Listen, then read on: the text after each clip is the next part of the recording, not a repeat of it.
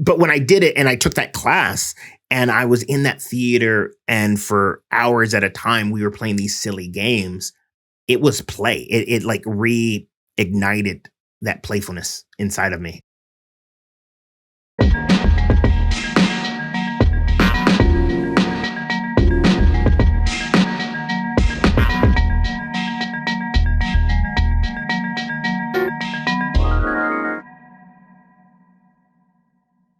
Today, I'm talking with Gary Ware. I first became aware of you, Gary, at World Domination Summit in 2018, and I wrote a note to myself, have to talk to this guy. So I'm excited we're doing this today. You are the founder of Breakthrough Play, and you've just written a book called Playful Rebellion. This should be out like right around you're launching that. So go buy Gary's book. It's going to be a lot of what we talk about today, but so much more. I just finished it. It's awesome. And he does a lot of work with individuals and companies, helping them unleash their creativity and play in their lives. But more importantly, he does a lot outside of work with his family, learning magic, or often an adventure with his wife, Courtney, and sons, Garrett and Cameron. Welcome to the podcast, Gary. Hey, Paul. Thank you so much for having me. I'm so excited to dive in. So I typically start exploring people's childhood, and you wrote a lot about this in your book, but would love to just start. One thing you've described yourself growing up with was as someone that was goofy. Maybe you can tell us a little bit about who young Gary was. Yeah. Young Gary was extremely curious, loved making people laugh, and if you ever read the Curious George books, I think that is me in a nutshell. I never had ill will with my curiosity and the pranks and stuff that I did. I was just always like, oh, I wonder what will happen if we do this. And oftentimes that did get me into a lot of trouble. One funny thing, I don't even talk about this in the book. So for you listening, you're getting a little teaser, a glimpse into my childhood. And the silly things that I did just because. And I had to have been around 5. Yeah, probably about 5. And I had a bike. And, I was just like, oh, look at this. And in my head, something popped up. It was like, I wonder what will happen if I take this needle and stick it into the bike. And then sure enough, I did. And oh, wow. All right, now air is coming out. And then, my dad was just frustrated. It's like, what? You just stuck a needle into your bike? Yeah, I just want to see what happened.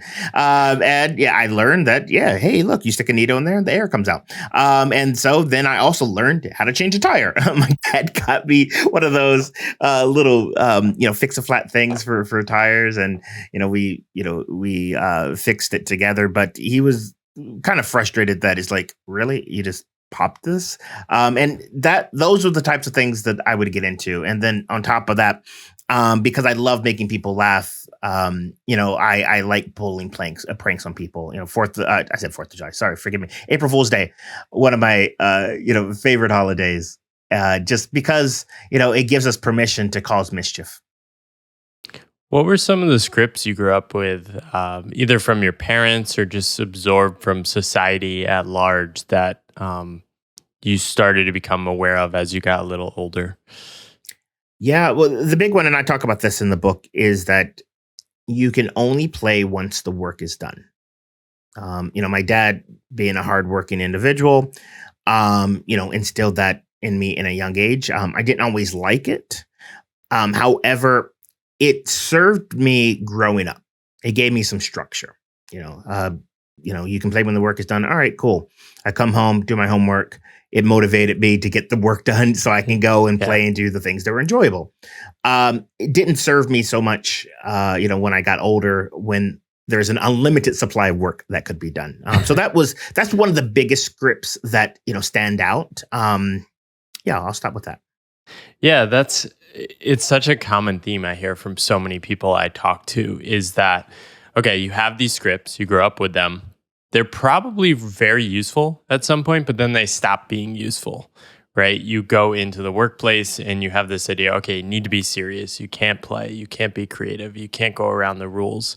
And like you said, there's literally infinite work to be done. So you sort of like just forget like who you were. Um, Talk to me a bit about kind of like your transition into like adulthood, maybe after school, and what that was like. Yeah. So my training is in marketing communications. I went to the Art Institute in Los Angeles, and you know went into work. I wanted to design websites. I wanted to be a creative. And again, that voice, my dad's voice in the back of my head. Hey, you can play when the work is done. It was a great catalyst because it got me started. It kept me hungry. Not gonna lie, I think because of that, I did excel in my career pretty quickly. And one thing that I didn't know that I know now is that the work can be seen as play. And so every job that I went into, I started with that sort of, seeing the lens, seeing the world through the lens of a playground of opportunities. I'm like, oh, wow, I'm so excited. It's fresh and it's new. And I dive into it. And then it quickly churns into seeing the world as a proving ground. Then I'm like, oh, is this good enough? Especially if you're in any sort of creative field where it's subjective. Any one person can say this work is amazing, and someone can equally say this sucks. And so I quickly found myself, trying to prove myself. And it's probably trying to prove myself to myself that I'm good enough, that I deserve to be here in this room, doing this work. And that turned into even more work. The problem is we live in a society where that's celebrated. No one's going to say, you know what? Yeah. You are working way too much. You need to pump the brakes. They're like, wow, look at Gary. He is working a lot. And that phrase that my dad, taught me, hey, you can play when your work is done, was there. And at that point, it's more like an unconscious response. I'm not necessarily even conscious about it. It's just ingrained in me. And this extremely playful guy, myself, like, I started turning into someone that I didn't even recognize. I'm like, who am I? I'm not, being as mischievous. I'm more serious. And part of me felt broken, if I was completely honest. I resonate with that so much. I think I did, before I became self-employed, I had like 5 jobs, grad school, 4 different internships in like 12 years.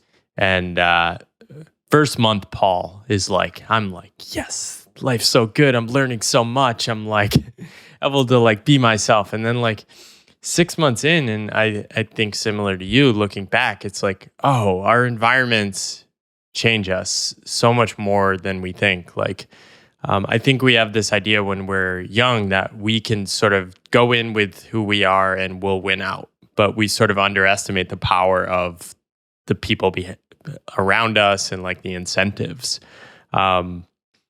What were some of the things that made you shift from like that first month playful Gary to like the 1 year in, like, well, I shouldn't be doing this anymore? Was it just the energy of the people around you, things people said? Yeah, that you hit the nail right on the head. The environment will always win. So if you could be the most playful person in the world, and if you're in an environment that isn't conducive to that, you will conform to the environment that you're in. And so this is again one of the crappy things with work in general, is corporate work life and whatnot, is that I wouldn't say people are intentionally exploited, but the goal here is, oh yeah, you should always be going above and beyond. And when the work is play, when you can see the work as play, challenges, that show up as opportunities, and you have that mindset, well, it's effortless because you just want to get into it. However, if the environment is not tapping into your intrinsic motivators, more of the extrinsic motivator. So emotional. So a lot of this stuff that I'm talking about is in this amazing book called Primed to Perform. It talks about Yeah, I've read it. how to be high performer, and talks about high performing teams, and they talk about intrinsic versus extrinsic motivation. And most environments are trying to get you to work based on extrinsic motivators, and that is great for tactical work. If you're building widgets and you need to be very repetitive. However, if you want to be creative, if you are trying to sort of solve problems and challenges, you that can only get you so far. And so in these environments that I was in, there was the emotional pressure of, you can't make a mistake. You make a mistake, client's going to be mad, all these other things. All right. That's going to make you feel more cautious. You're going to sort of doubt yourself. And then economic pressure, either, bonuses of hey, look, if we sign this client, we're going to get X% a bonus, or you don't perform, you're fired, So there we go. We have things that are outside of the work that are motivating us. And then we quickly, shift from seeing this as a playful endeavor to, there's so much stress. And that's the challenge with stress. It is lo-fi. I call it lo-fi stress, where you're not being attacked by someone that's trying to kill you. You're not in danger. However, those stressors are there. They're in the back of your mind. It's the emails that are popping up, deadlines, all of those things, and they're never resolved. And because that stress is constantly there, your resilience is going down, and you're on the path to burnout. And it happens in such minor doses, you don't even see it until it's too late.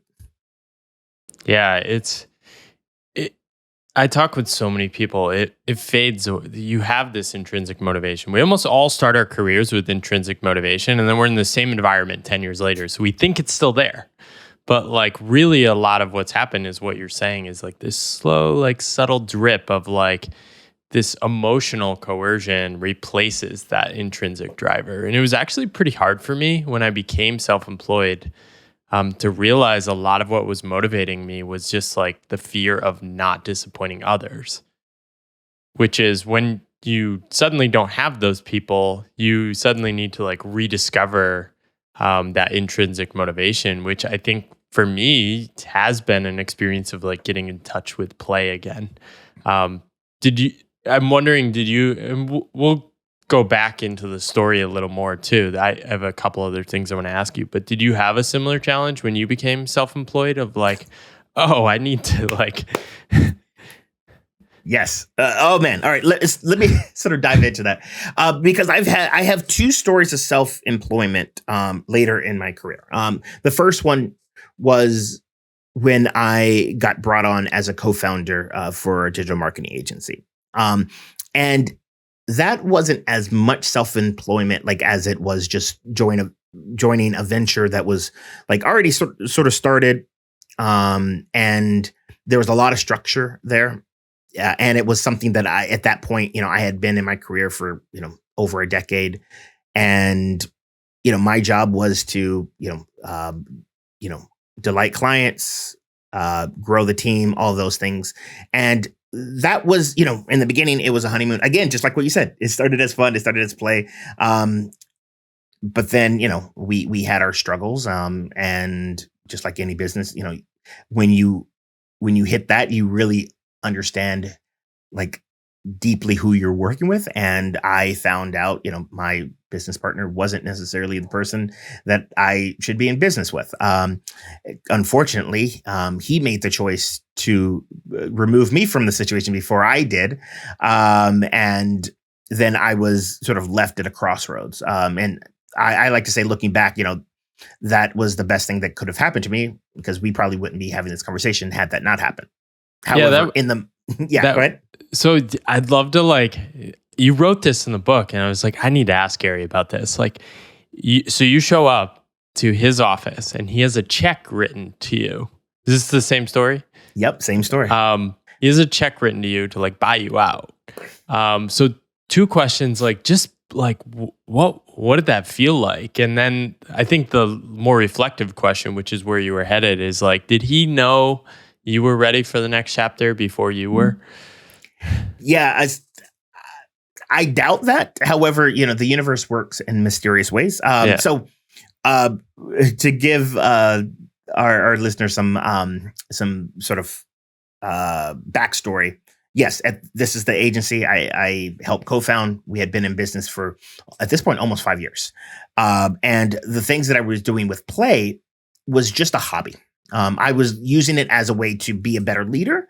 But then, I was using my spare time to like research it, and I was taking people on retreats. And this was right after I did a retreat for well, it wasn't for my birthday, but it was around my birthday. So I like to say it was a birthday present for me.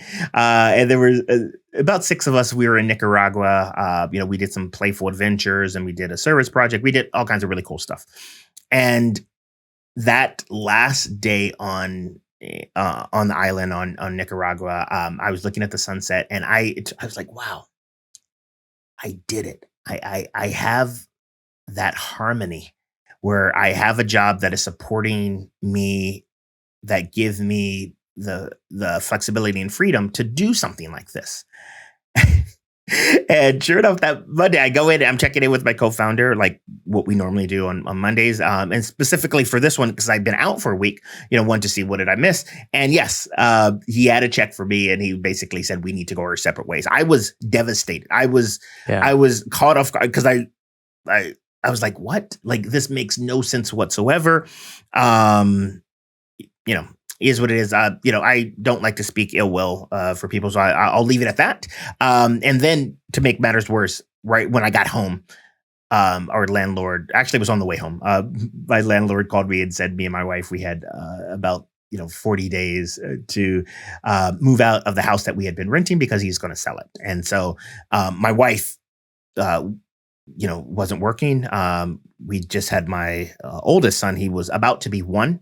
And so I'm the only person in the family, who's working. And now, I'm unemployed, and we're about to be homeless. And so I, was at a crossroads. What do I do? And like I said, I don't think he, saw that in me. It's like, oh, I'm just going to release him to the wild. There's some other stuff that I'll just leave it. I'll leave it that.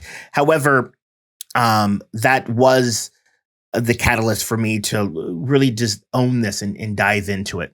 And here we are. It's been a little over 5 years. So yeah, that's such a powerful tension of that moment in Nicaragua, and then the brutal corporate world. But it fits so well to where you are today. So you ended up moving in with your parents. What was that like? Because I mean, it's interesting. Your parents, similar to mine, didn't go to college, and it sounds like you liked your childhood. They generally let you be who you wanted to be, but still had these very okay, this is what you do in life. Here's the roadmap you follow. And I think I grew up with a very similar thing. So what was it like to be moving in with your parents and heading in the opposite of the opposite of work is play? Yeah. So I feel like because it happened later, in my career, I've shown that, hey, look, I can hold a job. Yeah. I've had a career. I'm on to something. Like, my parents, I think, were a little bit more forgiving and wanted to help out. And plus, it was an excuse for them to spend more time with their grandkid. So it's a win-win in that situation. However, I did feel all the emotions of oh my gosh, I'm was it 38, moving in with my parents and my wife. What is going on? And again, the gremlins in my head is you want to start a business, you should just go get another job. You went to school for marketing. You should just go get another job. And how are you going to support your all of that sort of negative chatter was there. But then, and I talk about this in the book too, of we have a few knobs, because we think about what's in our control. All right, it wasn't in my control that my business partner, said we need to go our separate ways. It wasn't, that was out of my control that our landlord, had to sell the house. And normally we turn up the anxiety knob. We crank it to 11. And anxiety. So, anxiety gets a bad rap. However, it is just an emotion. It is just giving us sort of clues. However, we can go down this irrational thinking path, and it's not necessarily as helpful. Another knob that is underrated that we don't think about is curiosity. That is a knob that is in our control. We can be curious. We can ask questions. We can bring back that sort of childlike wonder, and see where it's going to lead us. Now, again, I'm not saying that we should overlook our responsibilities and stuff like that. No, we still have responsibilities. There's things we need to do.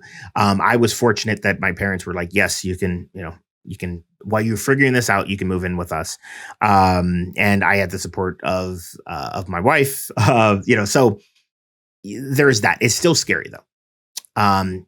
And I think if I didn't have that, I probably wouldn't.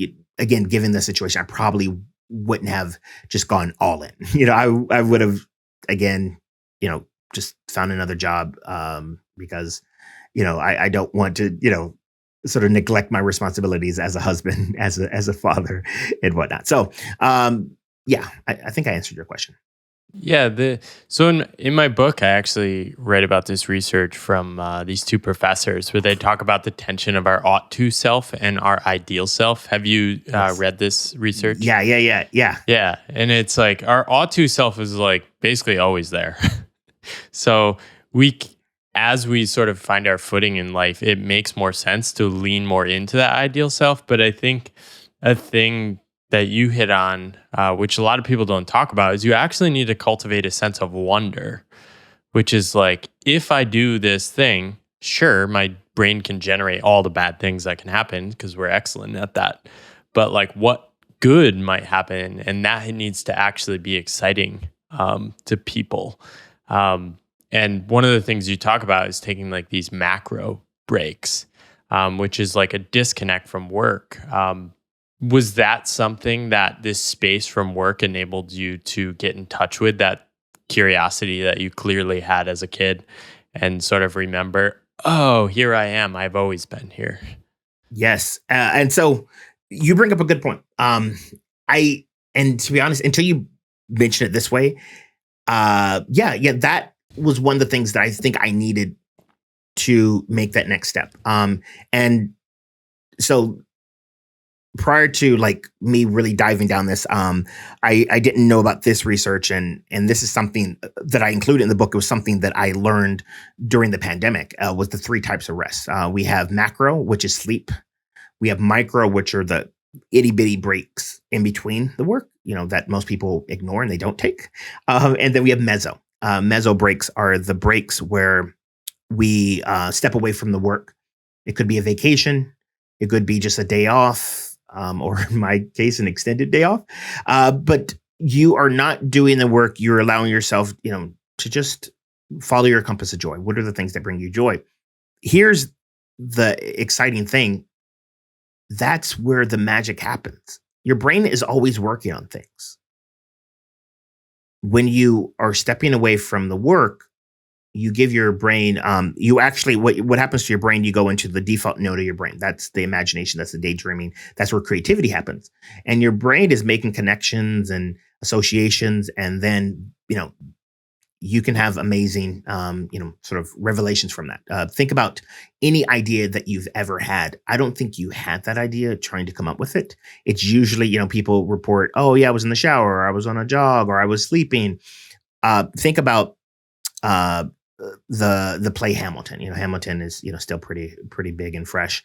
Lin-Manuel Miranda came up with the concept of Hamilton while he was on vacation, and he was reading the biography of Alexander Hamilton. It didn't even start as the play, that it ended up. He wanted to just create, like he called it a mixtape, and then that was the kernel of the idea.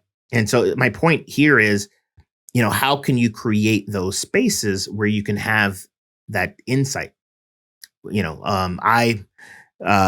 me, it happened in a situation that, was less fortunate. However, again, like what you said, how can we tap into that curiosity? Because if I was just in that sort of anxiety written, thing, I don't necessarily think that I would have came up with. Actually, I know for a fact because when your brain is in fight, flight, or freeze, you're not using the prefrontal cortex, the part of your brain where creativity comes from. You're in the limbic system, you're in the sort of lizard brain, which is just survival. Did before you left the agency you founded, so you were on this retreat in Nicaragua. Did you have like these parallel tracks that had started to emerge, and like where did that like wonder around playfulness emerge? Was it improv or was it other things that really started planting that seed? Yeah, yeah. For me, it improv was the catalyst that helped me rediscover play. I don't have a background in theater. Growing up, you would think that I did because I did all kinds of like crazy like little skits and stuff with my cousins. And my background was in music. I played clarinet since I was in fifth grade and was in a band. I played saxophone and all kinds of stuff like that. And so when I invite people to take a play history, I ask like, what sort of things did you do that brought you joy? And so for me, like performance and things like that, if you sort of deconstruct the things that I did, was there. I got invited to take an improv class as a way to become a better public speaker. It wasn't even for play. Like it's very funny, now that I think about it, like something that people like doing is very playful. I wanted to do it to optimize my career. But when I did it and I took that class and I was in that theater and for hours at a time, we were playing these silly games. It was play. It like reignited that playfulness inside of me. And that was the thing that I wanted more of because play is naturally desirable. Like it feels good. It's pleasurable. And when we are in a play-like state, we want more of it. And I was hooked. Yeah. What do you think's so scary about play for so many adults? I think the biggest thing is when you're in play, you're vulnerable because you are immersed in that experience. A mentor of mine, her name is Gwen Gordon. She says, play is our unbounded true nature. So for adults, a lot of things, to truly play, a lot of things need to happen. You need to give up control. Adults sometimes have challenges giving up control of like, I don't know what's going to happen. Also, you look silly sometimes. And so depending on who you're with, you might not want to look silly. That's why sometimes it's a challenge when I, come into organizations and I bring these playful activities for people to really get into it because they're like, oh my God, these are my coworkers. I'm going to do this silly thing. What are they going to think about it? However, and so that's, I think, the biggest challenge. And then two, they forgot it's atrophied. We haven't played it so long. We forgot what it's like to play. And then going back to scripts, one of the biggest scripts is that play is childish. It's something that kids do. As adults, you shouldn't do it. However, we're wired for play. We are neotenous creatures. If you don't know what that means, it just basically means we remain our juvenile features into adulthood. So it's in our DNA to play, and we're blocking that. So I've never heard that before. Can you say a little bit more about that? I'm just curious. Yeah, neoteny is just basically a scientific term that says creatures that have that trait, when they reach adulthood, they still retain juvenile features and characteristics. So playfulness, yes, starts when we're young, and it is very important when we're young because everything as we're growing is done through play. And when you do things through play, you learn faster. Your brain is simulating. It is molding. So oftentimes people think, well, yes, it's for kids, but now I'm an adult, so I need to let go of that. However, scientists have shown that, adults who play, they learn faster. Their brain is still, molding. You're creating these new synapses in your brain. So it's necessary. There's so many benefits to play. Like when I read off when I do workshops and whatnot, oftentimes I just read off the benefits of play. I was like, how many people would like to have these things? Lower blood pressure, deeper connections, creativity, like all these things. People like hands up. And then I say, do you know what the fastest path to getting that? And they're like, no. I was like, play. Play is how, and then this is where I got to be pretty. I thought one of the helpful reframes in your book was the certain archetypes of play. Yes. And even like, I think I've really tried to embrace playfulness in my journey over the last 5 years. It's been basically the source energy, like for like keeping me going and keeping me motivated and connected to who I am. But I still I think when I think of play, I have this like vague notion of like, I still have this script probably of like, oh, that's silly. Like people aren't going to think good things of you. And maybe some of that is true, but I loved the archetypes because I instantly connected with artistic creator and then connector. Like seeing like connecting people and bringing people together and like doing things like that. Yeah, that's creativity and that's a form of play. Maybe can you share a bit more about some of the archetypes and which ones you resonate most with? Yeah. And so you bring up a really good point. And so first I want to start to define play because that's where we first have an issue. Most people, when they think of play, oh, it's something that kids do. Play is an activity or something that you're involved with where time passes very quickly. You're completely immersed in the experience and you want to do it just for the sake of doing it. That sounds awesome. In fact, it is very similar to the definition of flow by researcher Mihai Csikszentmihalyi. Where you're being such a good pronunciation, by the way. I've been practicing that for a long time. And to be honest, someone had to say it to me because if you just look at, if you know, if you know who Mihai Csikszentmihalyi is, you probably have seen his name and you're like, how do you pronounce that? So anyways, he researches flow and how flow is the path to peak performance. And his definition of flow is very similar to play. So once you get that out of the way, that's the definition of play. And then you also realize that play is an activity, but it's also a state of mind. It's a way of being. Then you start to these are breadcrumbs to get you towards what I call the playground of possibilities. So, play is something that is enjoyable, that I love to do just for the sake of doing. It's also a way of being. And there are different ways that you can play. So once you realize that, it blows the doors way open. There's so many different possibilities there because, like you said, if you only have a single view of play, then it's kind of hard to no, I don't want to play. So researcher Dr. Stuart Brown, he wrote this amazing book on play, and he talked about the different archetypes, that you can embody when you're playing. And, the one that most people think of when they think of play, well, there's two. There's the competitor, because you think of sports and whatnot, and so yeah, it makes sense. You're competing. You're a competitor. You're very competitive.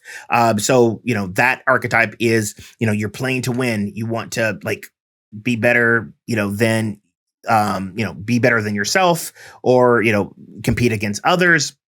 It's all about what are the rules. And all organized sports and stuff like that. Fit into that. And then, there is the jokester, that is mischief and that is practical jokes. That, in case you didn't know, that is one of my dominant play personalities. So when people think of play, they think of those two things. And if that doesn't, spark joy for them, then they're like, no, I don't play. Because no, it doesn't fit with them. But then there's so many others. Another one is all about kinesthetic, some movement. So if that is your dominant play personality, you may like things like sports, but playing to win is not the objective. It's the movement. It's being, is being out, maybe in nature. It's moving your body. It could be yoga. It could be all kinds of things. So that's one. Another one is the collector. And if the collector wets your whistle as far as play. You like to collect things. Maybe it's memorabilia. Maybe it's stamps on your passport. That brings you joy. Another one, storyteller. So you get lost in stories. Maybe you do improv. Maybe you do theater. Maybe you go to movies.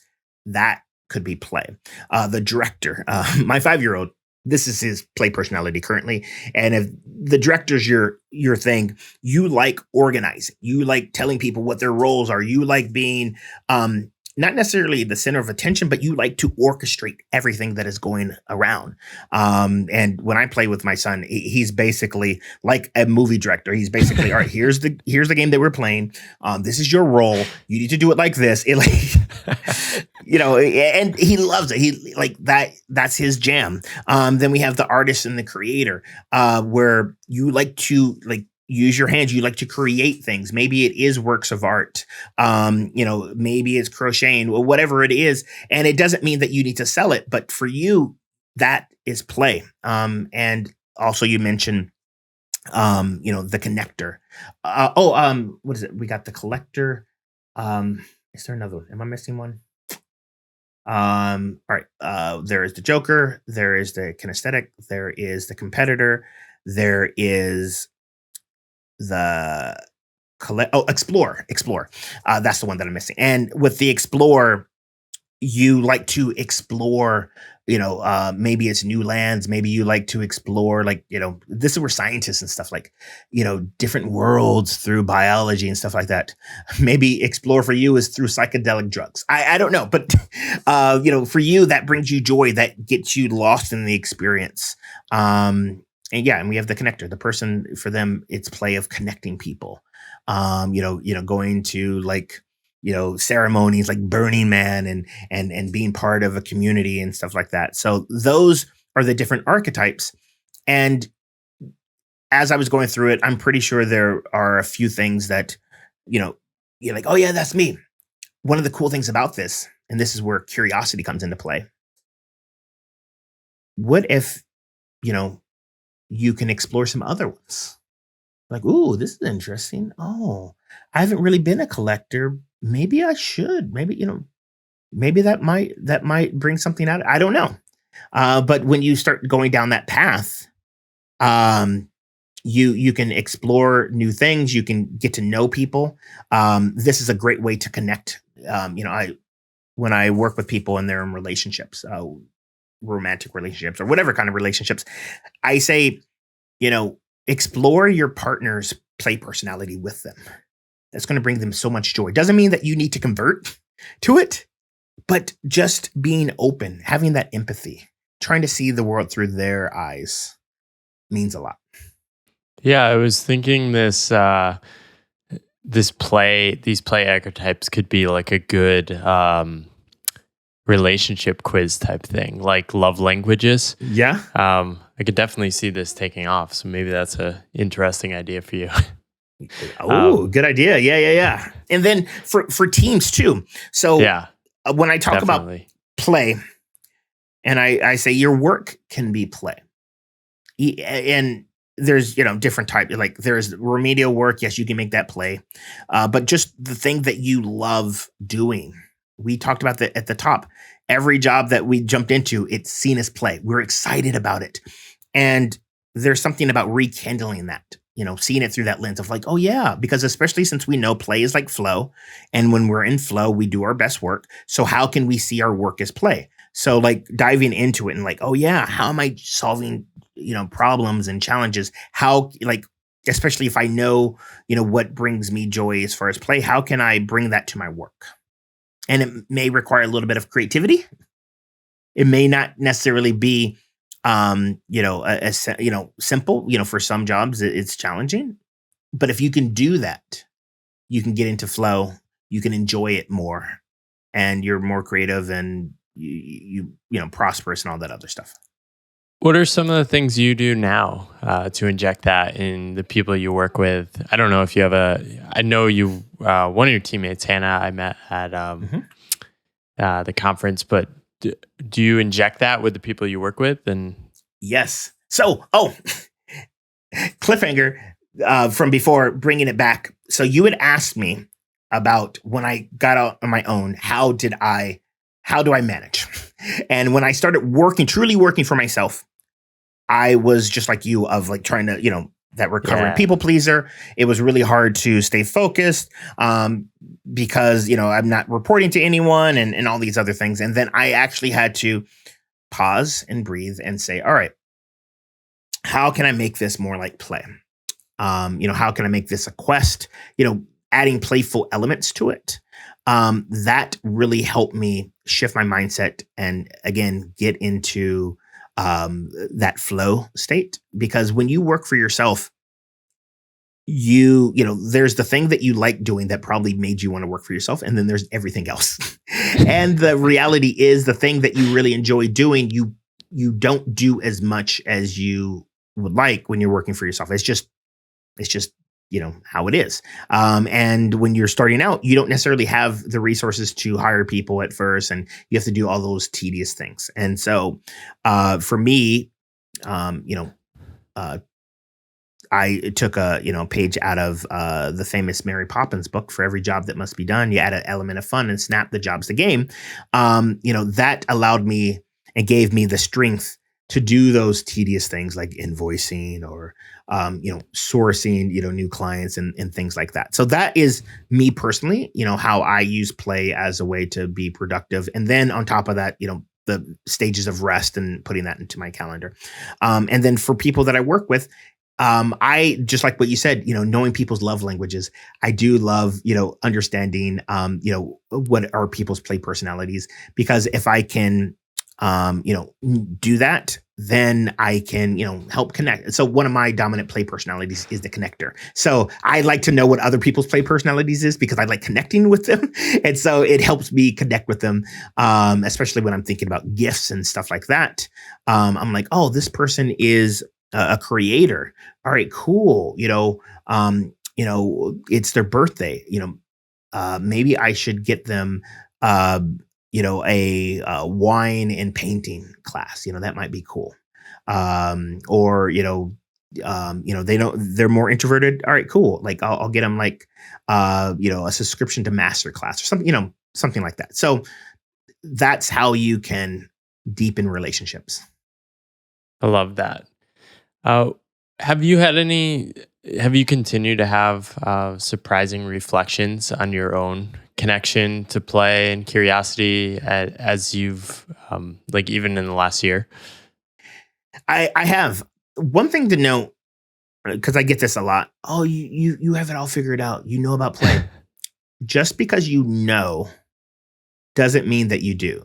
Common sense is not always common practice. And that's what I'm continuing to be reminded, is that, like what we said at the beginning, the environment always wins. And sometimes we're in environments that aren't necessarily conducive to play. Sometimes there's, stressors and stuff outside of my control. And so it's helped me have more of an awareness of my current state.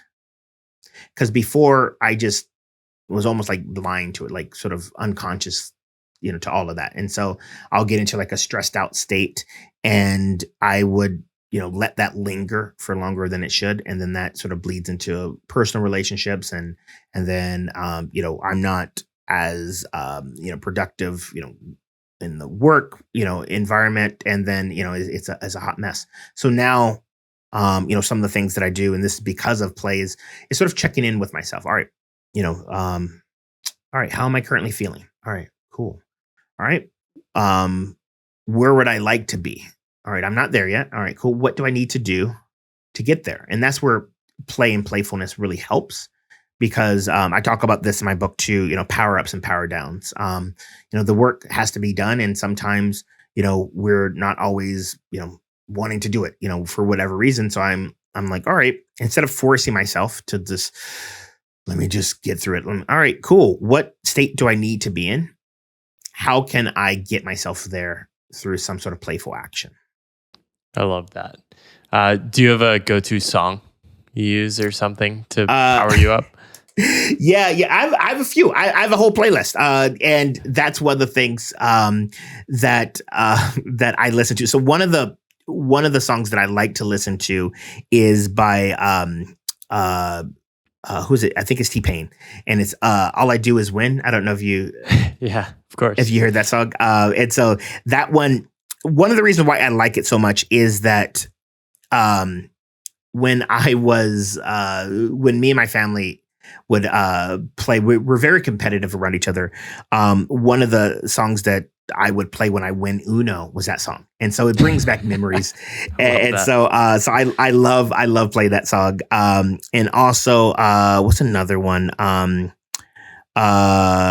If you've seen the Spider-Man Into the Spider-Verse, the animated one, there's a song called "What's Up, Danger." That song just gets me hyped. What else? Lose Yourself by Eminem. I know that's like a default. Thunderstruck by AC/DC. Black Skinhead by Kanye West. TNT by AC/DC. Stuff like that just like gets me hyped. Now, music, is so powerful. Music and smell. They have the power to transport you.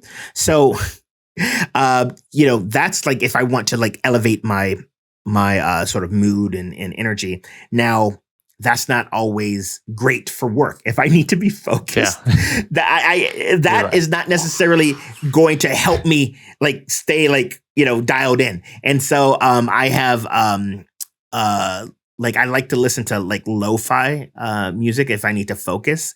And I grew up playing video games, and I found this playlist of lo-fi video game songs. I love it.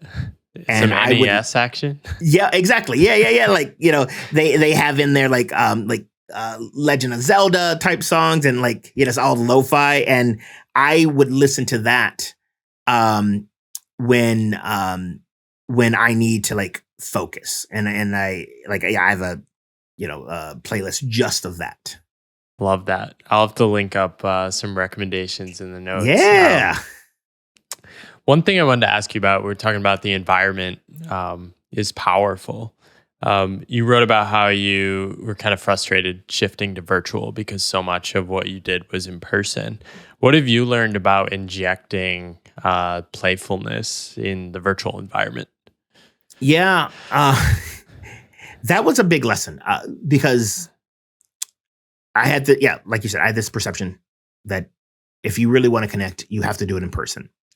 And what I learned from forced, having to stay home and do everything in a virtual environment, and that's a really good thing about creativity.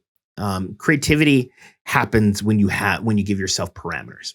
So that was, again, not my intention. However, but the parameters were, hey, you still have to do your job. You have to do it virtually. How can you still make it as impactful? And I'm going to be honest, in the beginning, I wasn't necessarily that good at it, but we are resilient beings, and I got better, and I learned about intention. And so again, thinking about emotions, the emotions that you want people to have, I took that into account. So when I would do these experiences, I realized before, like when it was in person, there was this unspoken thing that happened that naturally got people connected. They were just sort of mingling and sort of chatting before we got started. And that helped reduce the butterflies, and then we would get started and everything's fine. So I said, how can I manufacture that in a virtual environment? So for every virtual thing that I did, I made sure that there was space for people to like get warmed up, to feel comfortable, to create that sense of psychological safety. And so I would, take a pulse, either in chat, or sometimes I use tools like there's a tool called Mentimeter where you can do word clouds and stuff like that. And I'll ask people, how are you currently feeling? Right in this moment, or how have you been feeling? And we acknowledge that. Again, because we're virtual, we don't know where people came. They could have came from a stressful meeting. They could have came from dealing with their kids. So many other things. So I take stock of that. And then I create an environment where they can let that go so that they can be focused. And everything that I do in my virtual experiences, is very intentional, from the music that I would play to switching things up so that we're switching up the modalities so people aren't, starting to get fatigued from staring at a screen for so long. We'll do things in the chat. We'll do things in small groups.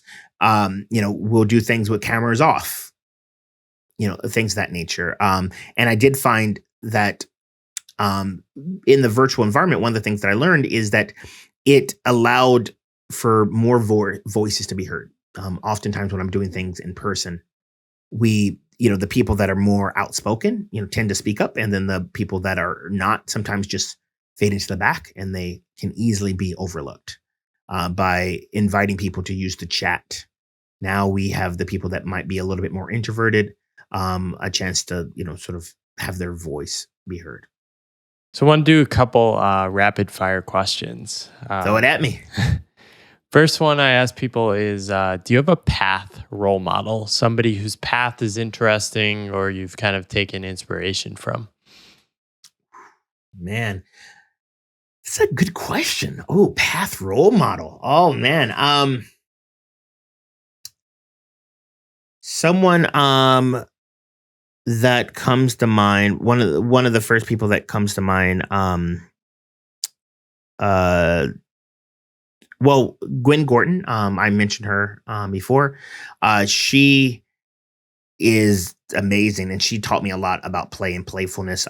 She worked for companies like, well, first she was on Sesame Street. She created puppets and whatnot. And she worked for IBM and all these things. Very creative, but she, at one point realized, I want to explore play and playfulness, and she did a lot of experimentation, and I was fortunate to be in some of her play groups, and that's how I met some amazing friends because of Gwen. So, I admire Gwen, and I admire that she's always reinventing herself. Amazing. What is one piece of media, maybe about podcast, a book, a movie, it could be anything, that's inspired you in the last 6 months?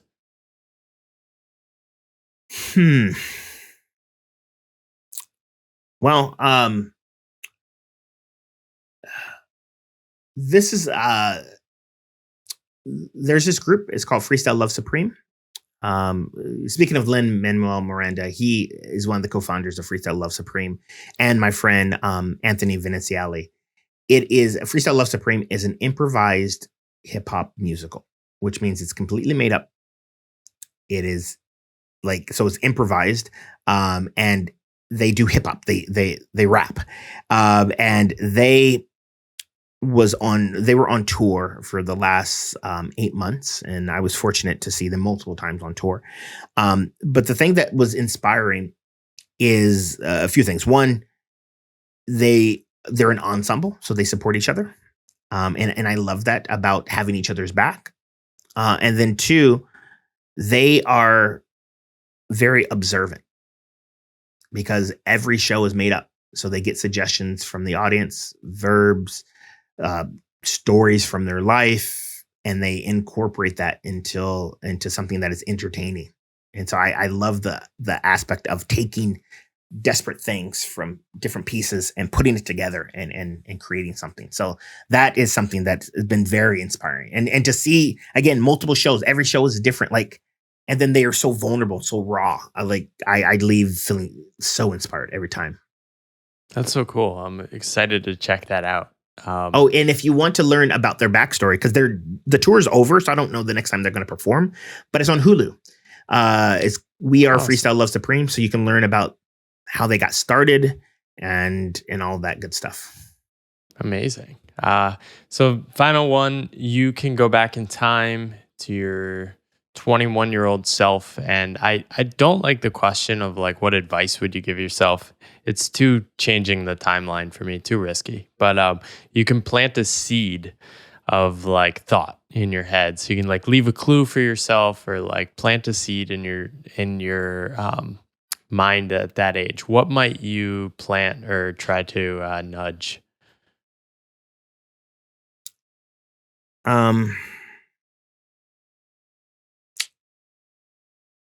I agree. We don't want to change the timeline, that, but I think you are enough. Just you are enough. And the words of Dory just keep swimming. And I know my 21-year-old self's gonna like, really? This is it? This the wisdom that we get? I'm like, yeah. That's awesome. I love that. Where can people learn more, Gary, about what you're doing, and definitely plug the book a little? Yeah. So if you heard this and you're like, wow, this is really interesting, and you want to keep in touch, my website is breakthroughplay.com. That's where you can go and find my book, Playful Rebellion. So by the time this is out, the book will be out in all formats: Kindle, physical copy, audiobook. And I'm on the social medias at Gary Ware. You can find me. Say hi. Let me know what you think. Let me know how you're being playful. I love having conversations. So yeah, reach out. Amazing. And definitely, I want to plug your website, because going there, I just have a good energy. That made me feel good going to your website. It's very energetic, and like the play comes through the page. I love it. Yay! Thank you for chatting with me today, Gary. It was an absolute pleasure.